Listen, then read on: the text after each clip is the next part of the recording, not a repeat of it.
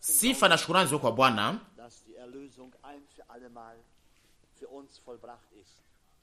kwa sababu tunaweza kuamini kwa moyo wote ya kwamba ukombozi ulitimilika kwa ajili yetu mara moja tu.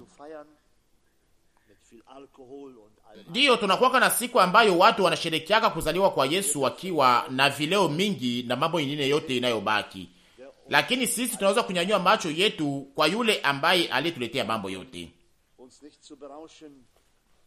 na hatuna hitaji ya kulewa kwa mambo ya dunia, lakini tunahitaji mambo ya kiroho. Kwa hiyo sasa tunashukuru Mungu kwa maana tunaweza kujua kupitia neema yake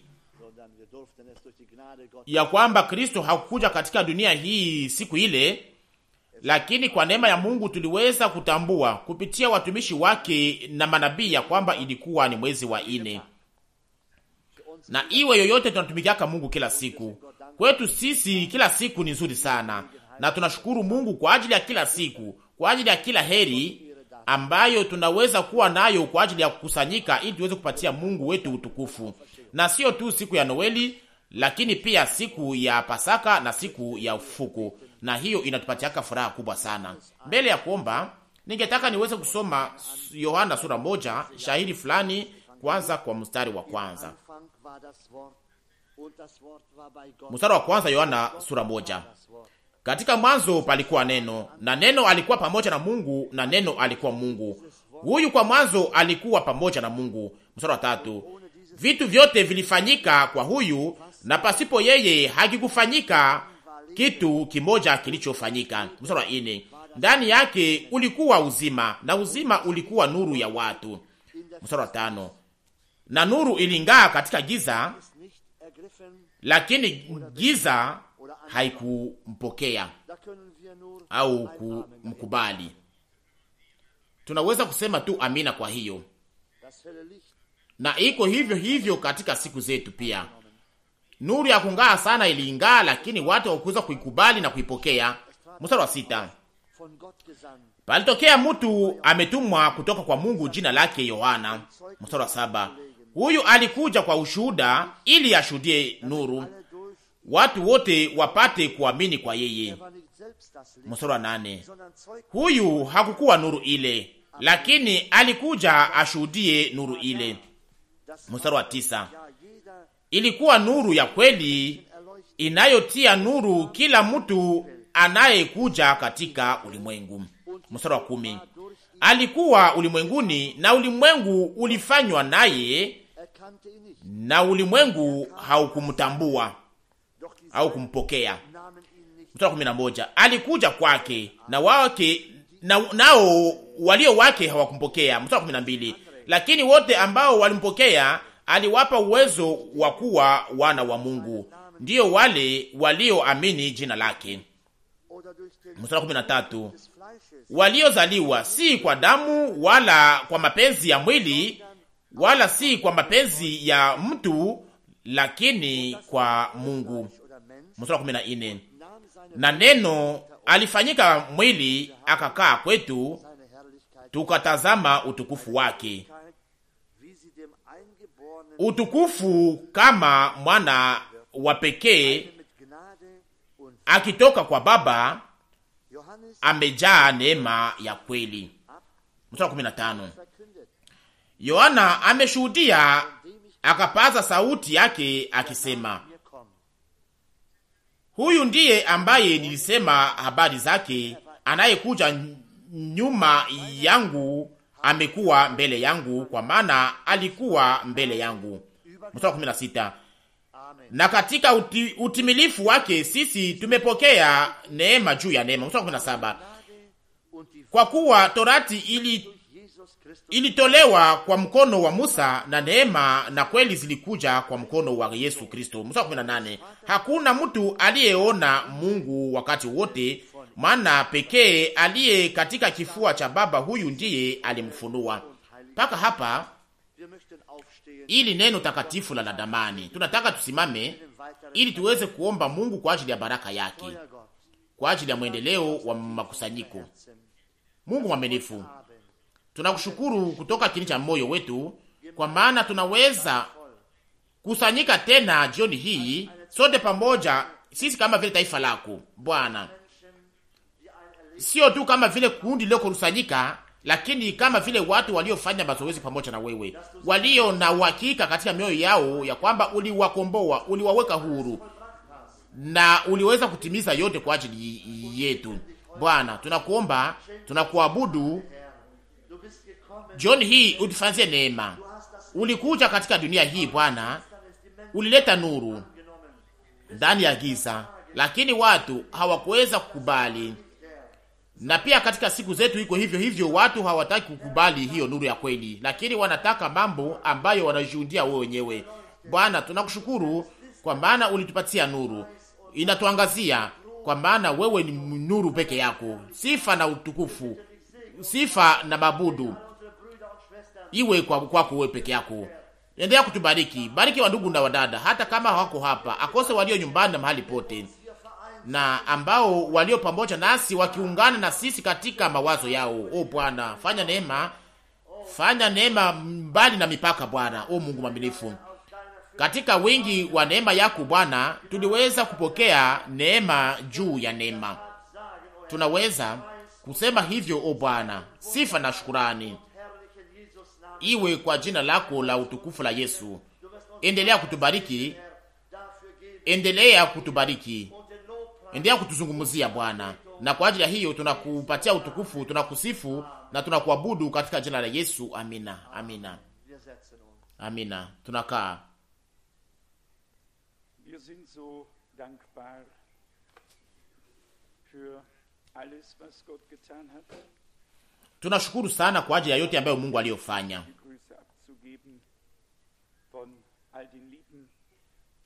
Ninawaletea pia salamu za wandugu wote wapendwa wa eneo ya Salzburg, Vienne, Graz, Kanten. Tuliweza kuwa na ushirika nzuri sana, makusanyiko ya ajabu, na Mungu alibariki sana sana. Huko Vienne kulikuwa hesabu nyingi ya watu wapya ambao waliokuweza kuja, na tuliweza kufurahi kwa ajili ya hiyo.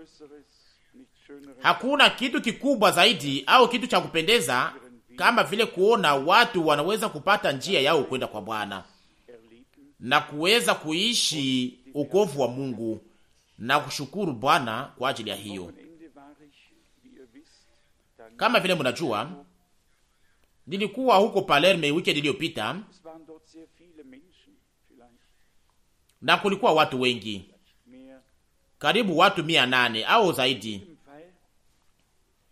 Katika hali yote pale napo Mungu alibariki.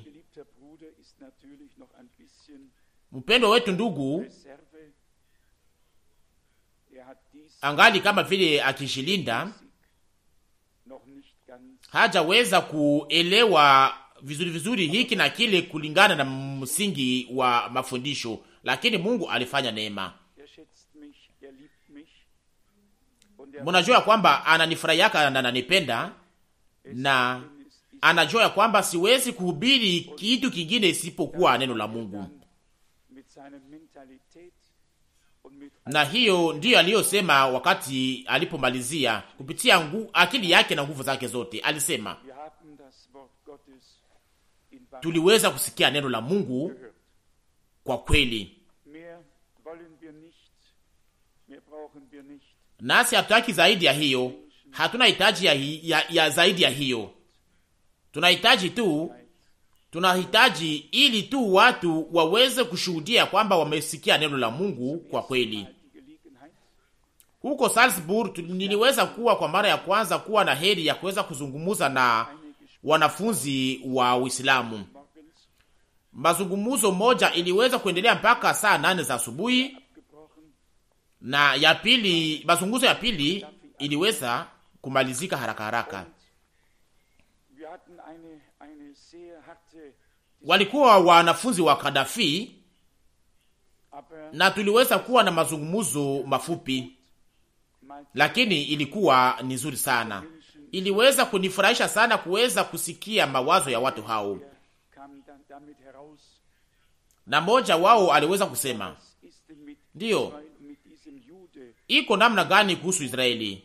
Iko namna gani huyo Muyahudi Yesu? Nikamwambia, nini? Umesema nini? Unasema huyo Muyuda au Myahudi Yesu? Nikamwambia, huyo simjui, huyo hakuwake. Na yule aliyekuwa akichukua neno mbele yangu akasema, akaniangalia, ndiyo, unajua nataka kusema huyo Yesu ule, huyo Myahudi ule.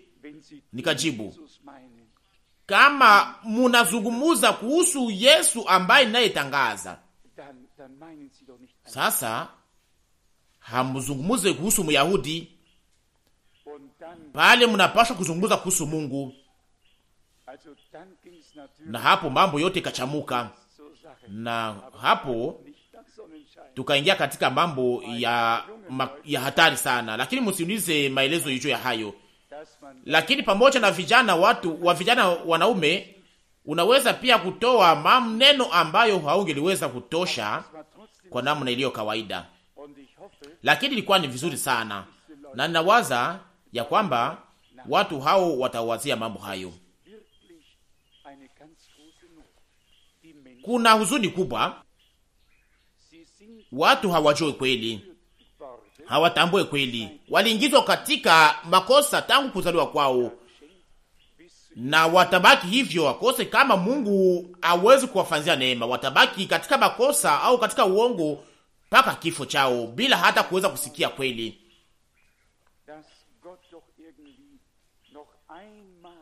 Na niweza pia kutambua ingine mara moja, na ikapanda katika moyo wangu, nikasema ya kwamba Mungu tena aweze kutoa tena neema yake, ili tuweze kupatia tena neema yake kwa taifa yote, na pia hizo inchi 40 zilizo katika utawala wa Kiislamu. Iko hiyo katika moyo wangu, hiyo iko katika moyo wangu. Ningeliweza pia kuishi hiyo, na kama naweza kuishi tena hiyo, inaweza kuwa kubwa au kipaji kubwa kwa ajili yangu. Tuna ujumbe wa utukufu bila hata kushangilia tu. Hatuna haya ya neno la Mungu. Ni kweli tunaweza kukubali ya kwamba Mungu alichagua njia ambayo inayozarauliwa toka mwanzo.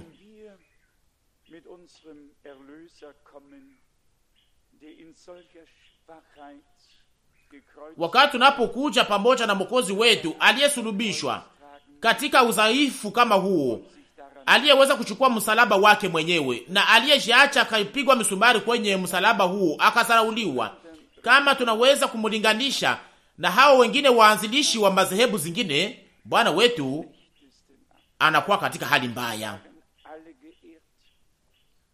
Hao waanzilishi wote wa madhehebu waliweza kuheshimika, waliweza kushangiliwa, na nawaza sana sana kuhusu kifo cha Buddha. Wa China wote, wa Japani wote, na mamiliari ya watu ambao wanaomwamini na kumfuata. Na wakati walipokuwa wakiona siku zake za mwisho zinakaribia, alikuwa akizungukwa na kundi kubwa ya wanafunzi wake, na walikuwa wakisimama karibu naye. Katika siku nyingi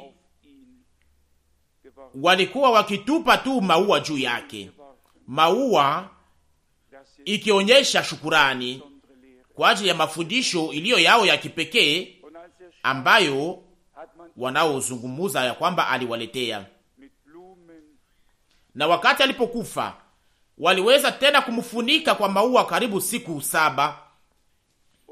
Alikufa na heshima kubwa, lakini Bwana wetu akiwa na maumivu mengi, akiachwa na wanafunzi wake, yeye peke yake akasulubishwa msalabani Golgota, bila hata maua, bila hata shukurani, hakuna kitu chochote, akisimamishwa juu katikati ya mbingu na dunia, akakauka damu yake. Mtu anayetambua hii kwa akili ya kimutu hawezi kuielewa. Na ndiyo maana Paulo anaandika, kwa ajili ya wamoja mahubiri ya msalaba ni upumbavu, kwa ajili ya wengine ni nguvu za Mungu. Amina. Wakorintho wa kwanza sura 1:18. Watu hawawezi kuelewa ya kwamba Mungu aliweza kukamata njia kama hiyo, na Bwana wetu aliweza kujiacha kudharauliwa, akichukua taji la miba. Yeye mwenyewe alikuwa amesema, alaaniwe ulimwengu ambao ulitoshwa ndani na itazaa miba na michongoma. Mwanzo 3.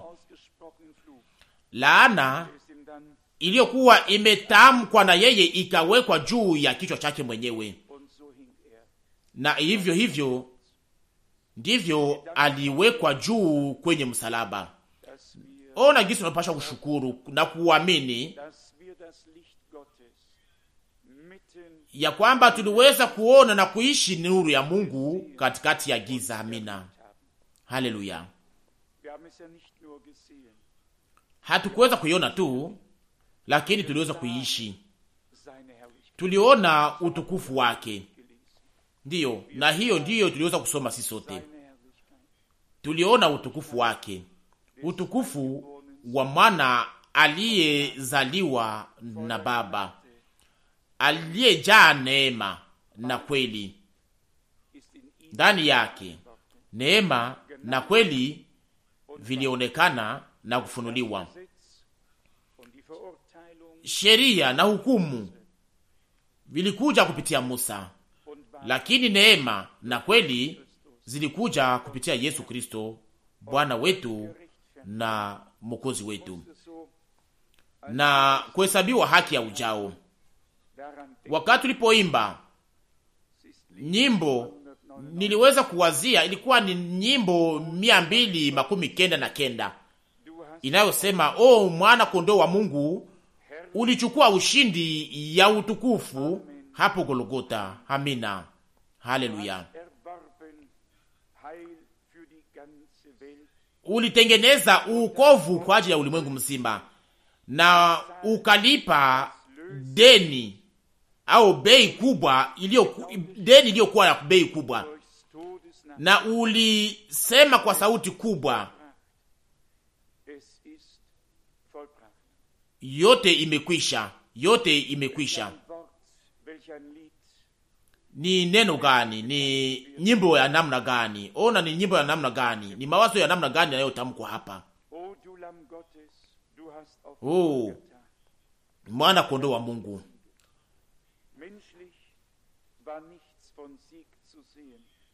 Ulileta ushindi ya utukufu kupitia Golgota. Ushindi haukuwa kitu fulani cha kimutu, lakini ilikuwa ni unyenyekevu, kujivua uzima wake, kusulubishwa pamoja na yote ambayo iliyo ndani.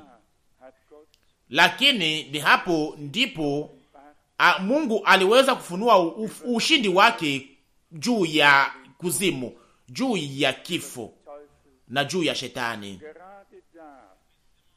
Ni hapo ndipo watu hawangeliweza kuelewa au hawangeliweza tena kufuata, na hiyo ilikuwa kama vile haieleweki tena kwa ajili yao. Ni hapo ndipo Mungu alijifunua ndani ya unyenyekevu.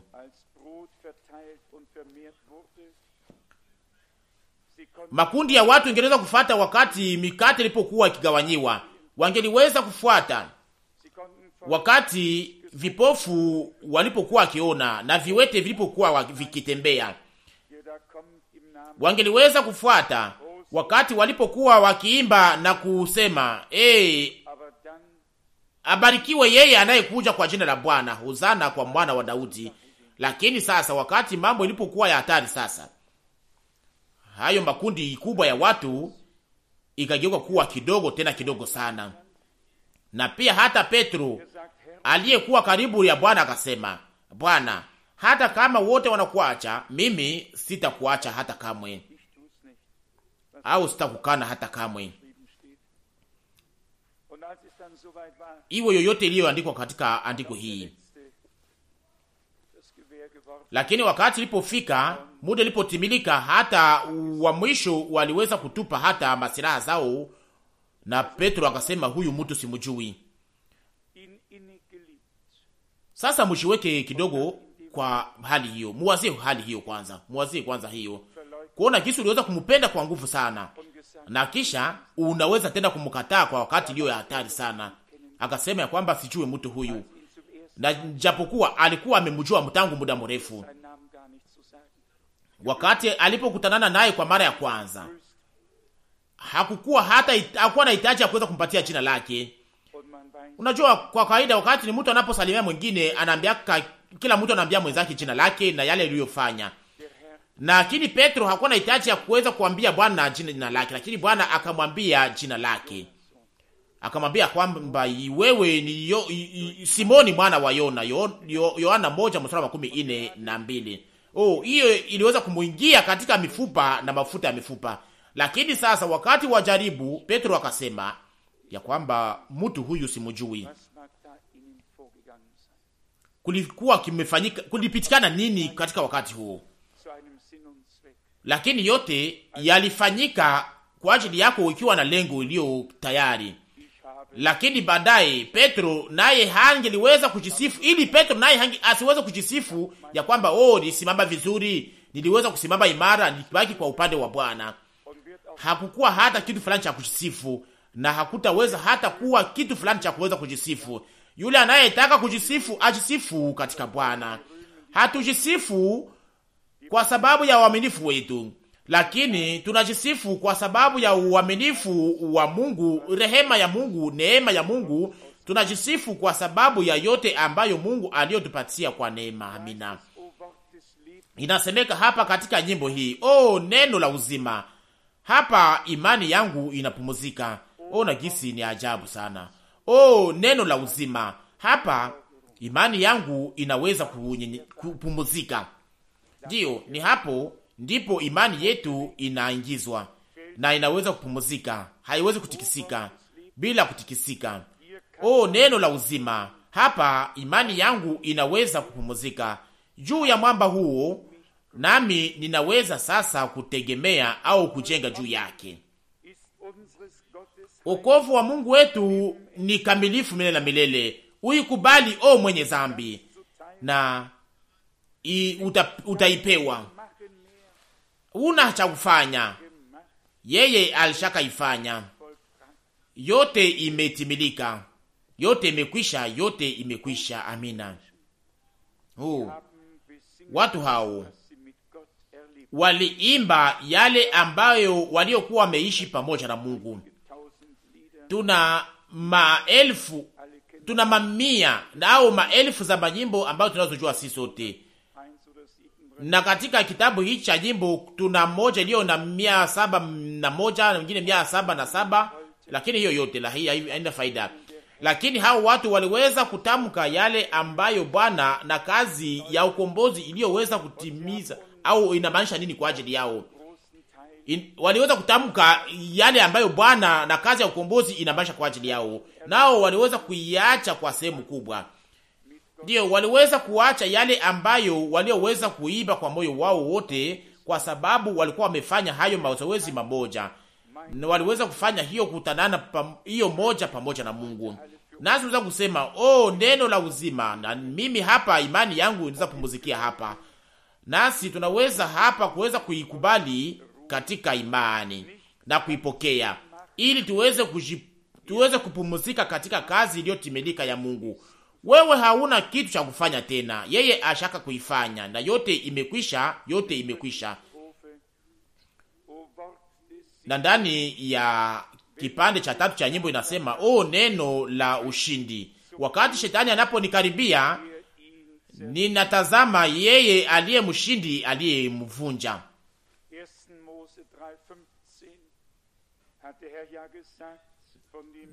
Ndani ya Mwanzo sura 3:15 Bwana alikuwa amezungumza kuhusu uzao wa mwanamke aliye Kristo, ambaye angepashwa kuja na kuvunja kichwa cha nyoka. Ndiyo, hayo yalifanyika, na ndiyo maana neno la msalaba ni neno la ushindi, neno la Mungu, neno la ushindi juu ya nguvu zote za shetani. neno la ushindi. Wakati shetani anaponikaribia, ndiyo inaweza kufika, inaweza kufanyika tena na tena na tena, hata mara nyingi kwa siku. Lakini hapa inasemeka, ninatazama yule aliye mshindi, aliyemvunja. Ndani ya kuumizwa kwa Yesu nami nimekombolewa na niko huru. Kilio chake katika kifo imegeuka kuwa kilio cha ushindi. Amina. Na sio maneno, na hasina maneno ambayo inaweza kutamka yale ambayo iliyofanyika hapa katika maneno mamoja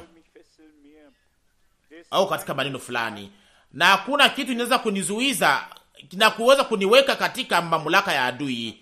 Yote yamekwisha, yote imekwisha. Amina. Na aliweza kuleta mateka, akapatia wanadamu zawadi, akaleta nuru kwa wale waliokuwa wamefungwa, wokovu kwa wale waliokuwa wamepotea. Hayo yote yalifanyika, haitafanyikaka, lakini ilishaka timilika. Na kisha kuna kuja shukurani inayosema kwamba Yesu mwokozi wangu, ninakupatia utukufu na shukurani. Wewe mshindi, sikia wimbo wangu wa sifa. Ninajifunika kwa kilindi katika neema yako, ndani ya damu yako ya damani. Wewe nami ninaweza kuwa mwenye haki na safi. Utukufu kwa mwana kondoo. Ulisema kwa sauti kubwa kwenye msalaba, yote imekwisha, yote imekwisha. Hiyo ni moja ya nyimbo iliyo ya damani sana ambayo tunaweza kuimba katika kitabu hiki cha nyimbo. Tunangoja baraka ya Mungu kwa ajili ya siku zinazokuja. Siku ya sita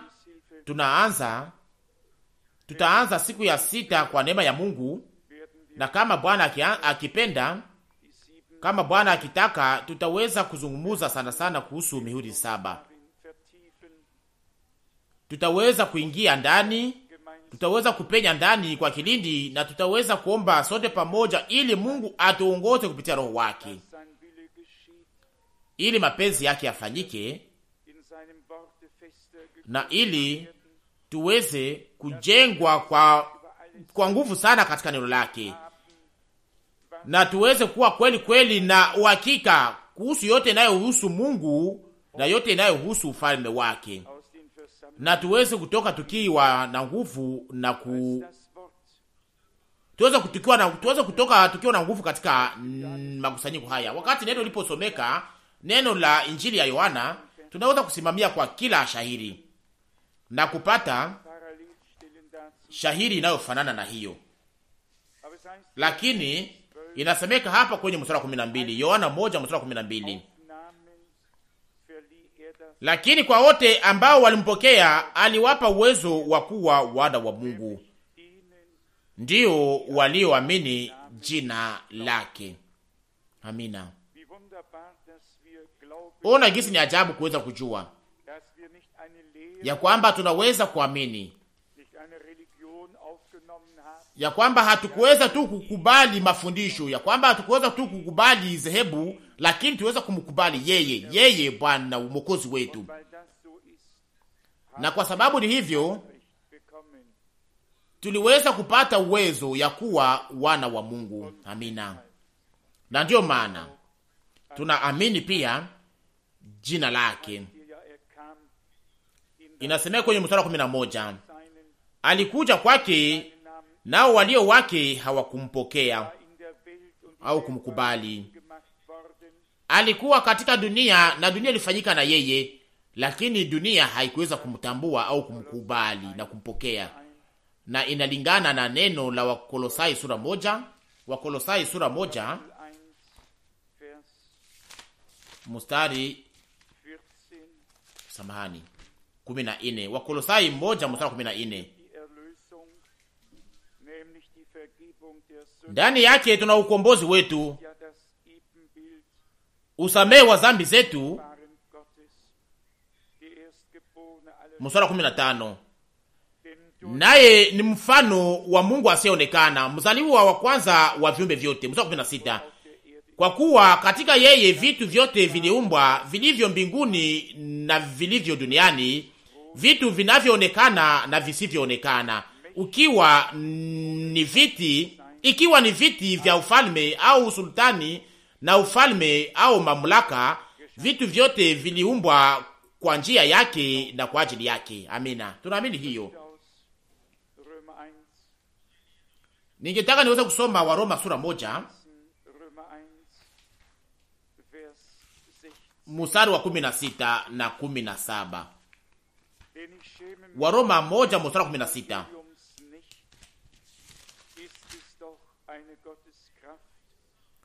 Kwa maana sioni haya kwa ajili ya habari njema ya Kristo, kwa sababu ni uwezo wa Mungu hata wokovu kwa kila mtu anayeamini, kwa Myuda kwanza na kwa Myunani vile vile. Mstari wa 17, kwa sababu haki ya Mungu imeonekana ndani yake toka imani hata imani, kama ilivyoandikwa, mwenye haki ataishi kwa imani.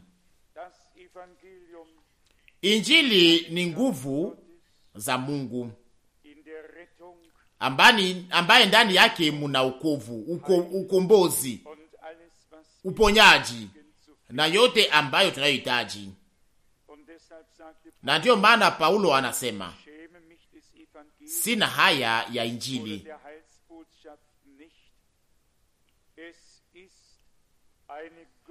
au ujumbe wa ukovu,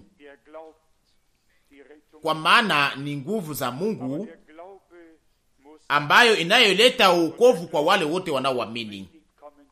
Na imani inapaswa kuwa pale, na imani inapaswa kutoka katika mahubiri na sio mawazo ya kiakili inayokuwa ndani mambo ya kwenda na kurudi na mawazo ya ndio au hapana, lakini imani ndani ya Yesu Kristo Bwana wetu na mkombozi wetu, nayo inapaswa kuamka ndani yetu kupitia utangazaji na kupitia Roho Mtakatifu.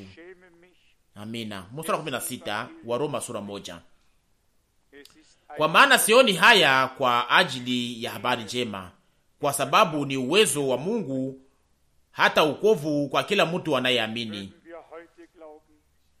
Tunaweza kuamini leo na kukubali ukovu kwa ajili yetu, na pia ukovu tuweza kukubali yote ambayo Mungu aliyotayarisha kwa ajili yetu ndani ya Kristo. Ndani ya mstari wa 17 inasema, Waroma sura 1 mstari wa 17,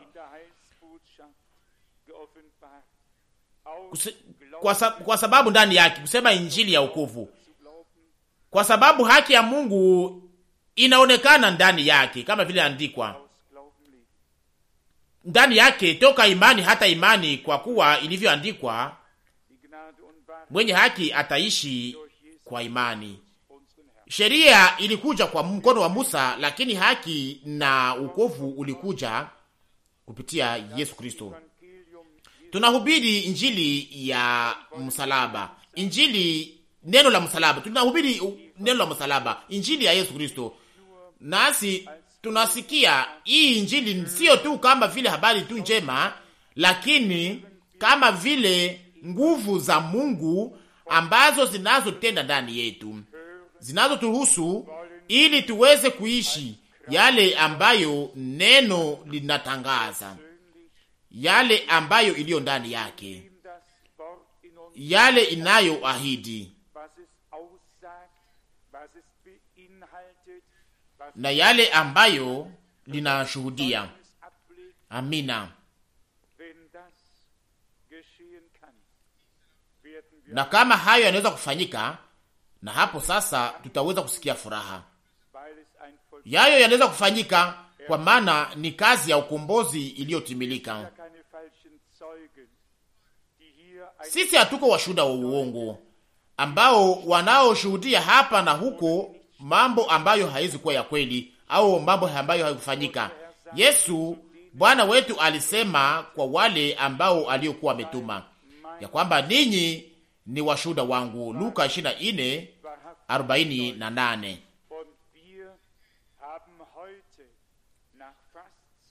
Walikuwa washuhuda wa kweli, na leo tuna zaidi ya miaka 2000 tungali na hiyo ushuhuda mmoja ambayo tunayochukua tukiwa na furaha na pamoja na imani. Acha hiyo iweze kuwa ombi letu za sisi wote pamoja, ombi ya kilindi, ombi la nguvu mbele ya Bwana wetu, ili aweze kubariki watu ambao wanaoweza kuja mbele yetu kama vile haijawahi kuwa mbele. Mungu anaweza kufanya hivyo. Mungu anaweza kufanya hivyo kama tunaweza kuwa tayari kwa ndani kuweza kupokea na kuweza kujiweka kwa upande wa Bwana. Anaweza kufanya zaidi ya yale ambayo tunaweza kuomba na kuwaza. Lakini leo tunataka tuombe, na hiyo inaweza kufanyika kwa maombi mafupi.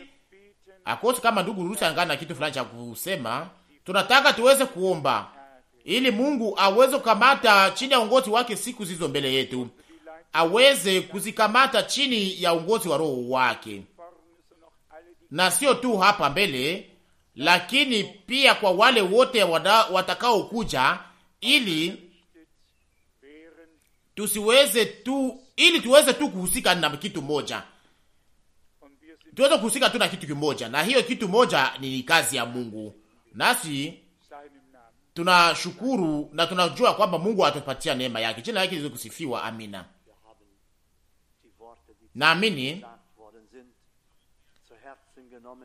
ya kwamba tumekwisha kushika kwa moyo mneno ambayo tumekwisha kupewa, na tunataka sasa, ili tuweze kuabudu na kuweza kuleta shukurani kwa Mungu wetu. Sina kitu cha kusema, lakini akose ningeliweza kuendelea na kusoma na shairi mbili ndani ya barua kwa Waroma kwenye sura moja. Ndugu Frankia tusoma mstari wa 16 na 17. Akose ningetaka kusoma mstari wa 18 na 19 ya Waroma sura moja. Mstari wa 18, Waroma moja. Kwa maana kasirani ya Mungu imefunuliwa kutoka mbinguni juu ya uasi wote na uovu wote unaofunga kweli kwa uovu. Tumekwisha kusikia hiyo. Ndugu Frank aliweza kuitamka. Bwana wetu aliweza kuteswa katika hali yote. Walimchekelea, walimdharau, walikataa neno lake. Na hiyo, wapendwa, hiyo pia inafanyika katika siku zetu. Kwa upande mmoja unataka kumheshimisha, na kwa upande mwingine unamkataa. Kwa upande mmoja wanamkubali, upande mwingine wanamkataa na kumtupilia mbali. Lakini sisi tunajua ya kwamba neno lake litalinda mamlaka yake, na neno lake litatimiza yale ambayo lilitumwa. Kwanza,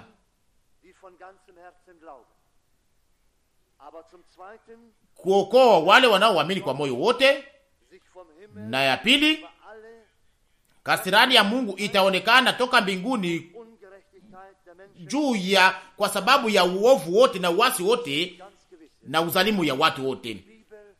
Na hiyo ni kweli, wapendwa. Biblia haitowake maneno ya bure.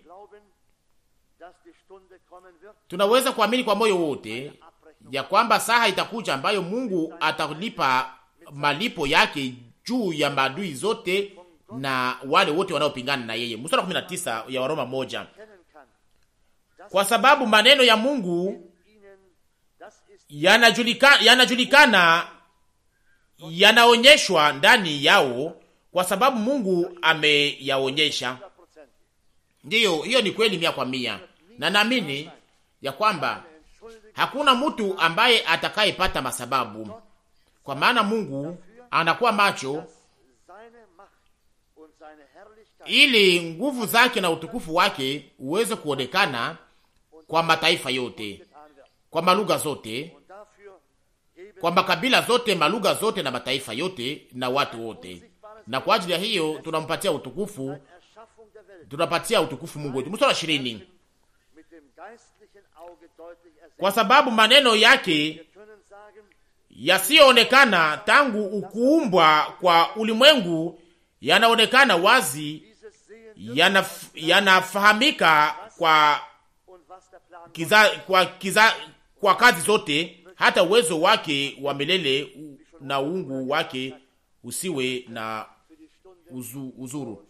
Lakini tunashukuru Mungu kwa maana tunaweza kujua neema ya Mungu na mpango wa Mungu ni nini. Lakini tunataka tuweze kumwabudu. Tunataka tumuombe ili aweze kutupatia neema kwa ajili ya saa hizo mbele yetu. Na sio tu kwa saa hizo mbele yetu, lakini kwa saa zote. Kwa maana hatuna hitaji tu kuweza kuwa na saa 2 au 3 pamoja na yeye, lakini tunataka aweze kuwa pamoja nasi siku zote mpaka mwisho. Wapendwa, tunamhitaji yeye, tunahitaji uwepo wake, tunahitaji Roho Mtakatifu wake, tunahitaji nguvu zake. Lakini anataka aweze kutupatia nguvu pamoja na sisi. Anataka awe pamoja nasi siku zote. Alituahidi hiyo. Na sio kwa muda mfupi, lakini atakuwa pamoja nasi mpaka mwisho. Tunaweza kumtumainia leo. Tunaweza kusema tu leo. Tunaweza kusema ndio amina kwa hiyo. Hiyo ni kweli. Yeye ni wa kweli. Yeye ni wa kweli. Yeye ni wa haki na wa kweli. Kila mtu ni muongo, lakini Mungu yeye ni wa kweli na yeye anashika neno lake. Sifa na shukrani ziwe kwa jina lake la utukufu. Na sasa kama vile ndugu Frank alivyosema, tunataka tuweze kuabudu Bwana, tuweze kupatia utukufu na kuweza kumuomba ili aweze kutusaidia katika siku hizi. Amina.